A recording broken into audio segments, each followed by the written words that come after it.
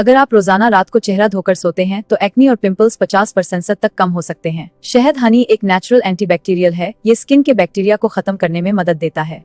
Lemon fact 3, लीमू का रस skin को ब्राइट करता है, लेकिन ज्यादा इस्तेमाल स्किन को ड्राई भी कर सकता है। Aloe vera fact 4, aloe vera gel skin को 48 आवर्स तक हाइड्रेट रख सकता है। अगर आप हफ्ते में 3 बार नेचुरल फेस मास्क इस्तेमाल करें तो स्किन टोन विजिबली इंप्रूव हो सकती है। चेहरा दिन सिर्फ 2 बार धोना काफी है, ये आज ज्यादा दिनों स्किन को वीक कर सकता है। इसलिए रात को जल्दी सोना स्किन रिपेयर के लिए सबसे बेस्ट टाइम होता है। इसी वक्त स्किन खुद को हील करती है। खीरे के स्लाइसेस आंखों पर रखने से पफीनेस और डार्क सर्कल्स कम हो सकते हैं।